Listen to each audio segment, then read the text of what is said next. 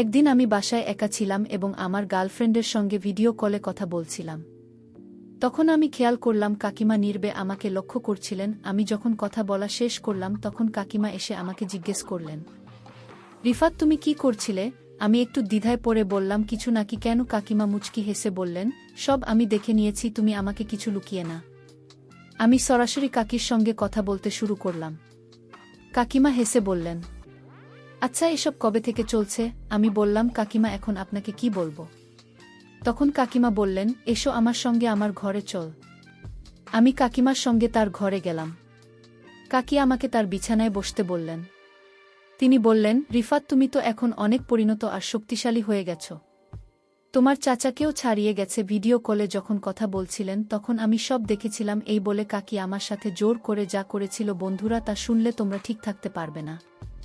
বন্ধুরা, মূল ভিডিওটি শুরু করার পূর্বে তোমাদের কাছে ছোট্ট একটা রিকোয়েস্ট, তোমরা যদি আমার চ্যানেল এ নতুন হয়ে থাকো তাহলে অবশ্যই এই ভিডিওতে একটি লাইক করে চ্যানেলটি সাবস্ক্রাইব করে পাশে থাকবে। তাহলে আসল ঘটনা শুরু করা যাক। আমার নাম রিফাত। আমি 20 বছর বয়সী এবং আমি একটি ছোট্ট গ্রামে থাকি। আমাদের পরিবারটি একটি যৌথ পরিবার, যেখানে আমি, আমার বাবা মা, আমার চাচা এবং কাকিমা একসঙ্গে থাকি। আমার চাচার সম্প্রতি বিয়ে হয়েছে, তবে বিয়ের 3 মাস পরে তিনি বিদেশে কাজ করতে চলে যান। তারপর থেকে আমার কাকিমা একা হয়ে যায়। আমার কাকিমা ছিলেন অনেক সুন্দর। একটু স্বাস্থ্যবান হওয়ায় তাকে অনেক বেশি আকর্ষণীয় লাগত। তিনি শাড়ি পরতে অনেক ভালোবাসতেন। আমার বাবা সকাল 8টায় দোকানে যান এবং রাত 8টায় ফিরে আসেন। আমি মাঝে মাঝে বাবার কাজে সাহায্য করি, তবে বেশিরভাগ সময় আমি বাড়িতে থাকি এবং বাড়ির কাজকর্ম করি। একদিন সকালে আমার কাকিমা অসুস্থ বোধ করছিলেন এবং তার জ্বর এসেছিল। মা আমাকে বললেন, রিফাত কাকিকে হাসপাতালে নিয়ে যান। আমি বাইক বের করলাম এবং কাকিমাকে পিছনে বসার জন্য বললাম। কাকিমা পিছনে বসলেন এবং আমি বাইক চালিয়ে হাসপাতালের দিকে রওনা দিলাম। রাস্তাটা একটু খারাপ ছিল। আমি কাকিমাকে বললাম, কাকিমা আপনি শক্ত করে ধরে বসুন। রাস্তা খারাপ করে যাবেন কিন্তু না। যেন কাকিমা আমার কাছে ধরে বসে রইলেন। আমরা কিছু দূর যাওয়ার পর রাস্তা আরও বেশি খারাপ হয়ে গেল, ফলে আমাকে বারবার ব্রেক করতে হচ্ছিল।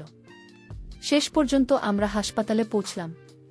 ডাক্তার কাকিমা স্বাস্থ্য পরীক্ষা করলেন এবং কিছু ওষুধ লিখে দিলেন। কাকিমা ধীরে ধীরে সুস্থ হয়ে উঠলেন। সেদিন থেকে আমি উপলব্ধি করলাম যে পরিবারের প্রতি দায়িত্ব পালন করা আমাদের সবার কাজ। সকাল বেলার পরিবেশ বেশ মনোরম ছিল। কাকিমা হালকা জ্বর নিয়ে বিশ্রামে ছিলেন। আমি ওষুধ আনতে বাজারে গিয়েছিলাম। 20 মিনিট পরে ওষুধ নিয়ে বাড়ি ফিরে এলাম। কাকিমা নিজের ঘরে শুয়ে পড়লেন আর আমি বারান্দায় বসে থাকলাম। মা আমাকে জিজ্ঞাসা করলেন, রিফাত ডাক্তার কি বললেন? আমি বললাম, মা ডাক্তার বলেছেন চিন্তার কিছু নেই, জ্বরটা একটু বেশি, তবে এই ওষুধগুলো ঠিক সময় খেলে ঠিক হয়ে যাবে। যদি না ঠিক হয় তাহলে আবার যেতে বলেছেন। 5 মিনিট পরে কাকি আমাকে ডাক দিলেন। মা বললেন, রিফাত মনে হয় তার কিছু দরকার, একবার দেখে। আমি কাকির ঘরে গেলাম। কাকিমা বললেন, রিফাত 1 গ্লাস পানি নিয়ে, গলা শুকিয়ে গেছে। আমি বললাম, ঠিক আছে। কাকিমা পানি এনে কাকিমার হাতে দিলাম। আমাদের হালকা ছুঁয়ে গেল আর কাকিমা নিচের দিকে তাকালেন। আমি ঘর থেকে বেরিয়ে আসতে চাইলে কাকিমা বললেন, রিফাত তুমি কোথাও যাচ্ছ? একটু বসো, আমার সঙ্গে একা থাকতে ভাল লাগছে না। আমি বললাম, কাকিমা মাকে ঘরের কাজে সাহায্য করতে হবে। কাকিমা বললেন, ও নিজেই করে নেবে, তুমি একটু বসো, আমার শরীরটা ভাল লাগছে না। আমি বললাম, ঠিক আছে কাকিমা। কয়েক মিনিট বসিয়ে কাকিমা গভীর মমতা দৃষ্টিতে আমার দিকে তাকিয়ে থাকলেন। মনে হচ্ছিল তিনি কিছু বলতে চান কিন্তু সাহস পাচ্ছিলেন না। আমি কাকিমাকে মন থেকে অনেক ভালোবাসতাম। তার একা থাকার কষ্টগুলো আমার সহ্য হতো না, কিন্তু আমি কিছু বলতে পারতাম না। কিন্তু কাকিমাকে দেখলে মনে হতো তিনি আমাকে কিছু বলতে চান। সকালটা ছিল শান্ত। মা আমাকে ডেকে বললেন, রিফাত কাজের আমার সাথে একটু কাজ করত। আমি বললাম, ঠিক আছে মা। কাকিমার ঘর থেকে বের হয়ে কাজে লেগে গেলাম। পরের দিন কাকি অনেকটাই সুস্থ হয়ে গেলেন। তিনি ঘরে ছোটখাট কাজ শুরু করলেন।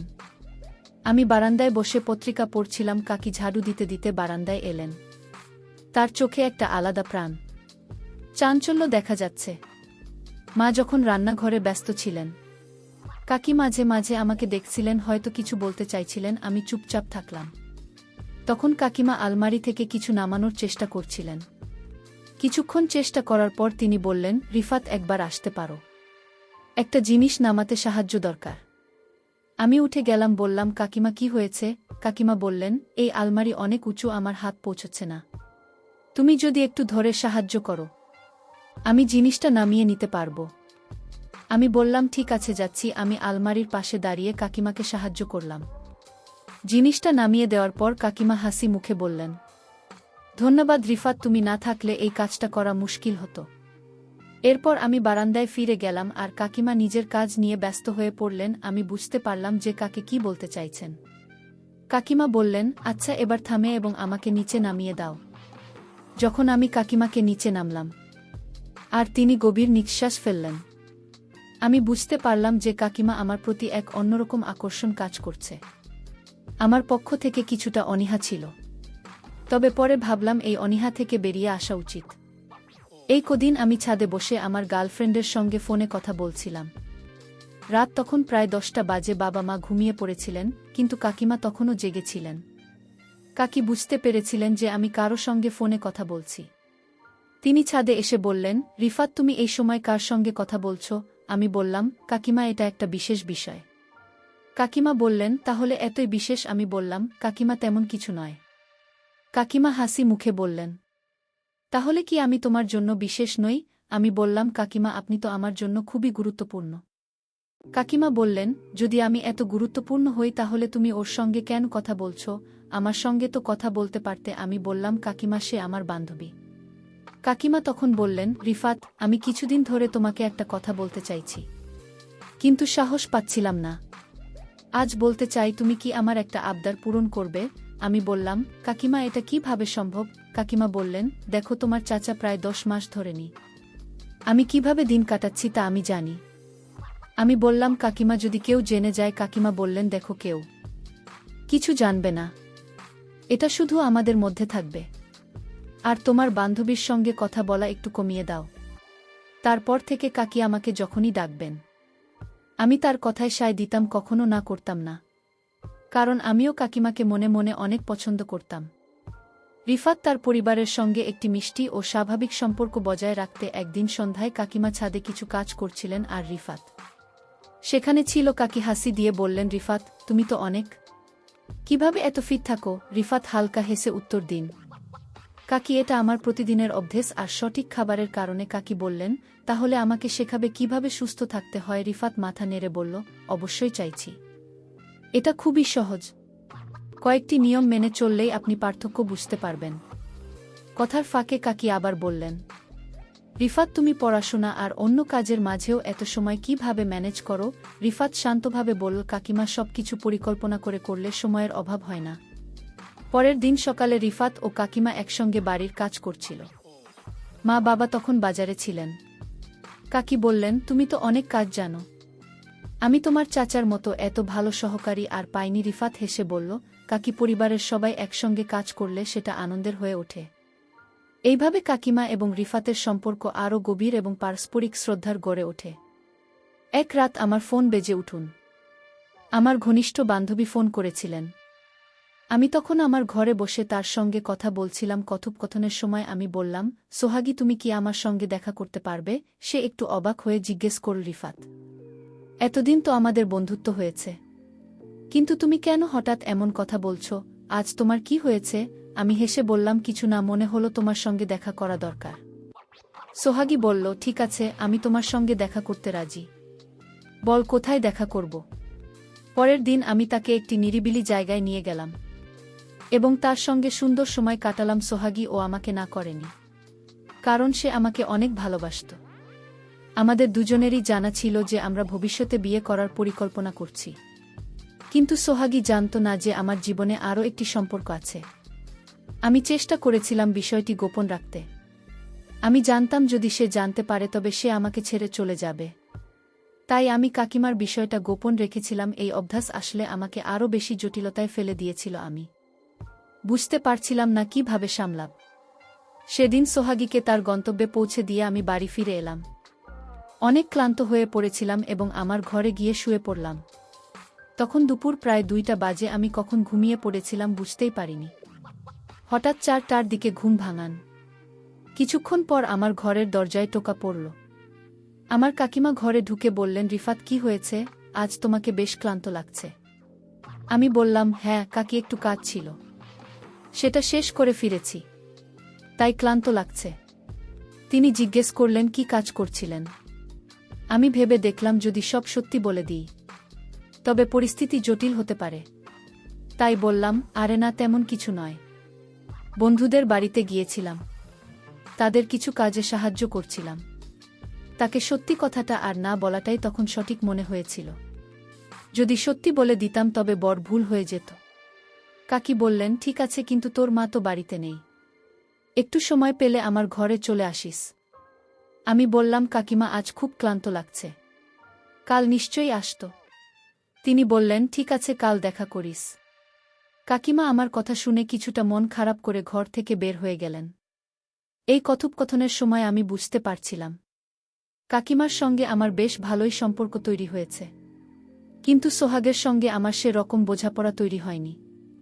সম্ভবত অভিজ্ঞতার পার্থক্য থেকে এমনটি হয়েছে। একদিন কাকি তার চাচার সঙ্গে ফোনে কথা বলছিলেন। দুজনের মধ্যে তর্ক শুরু হয়ে যায়।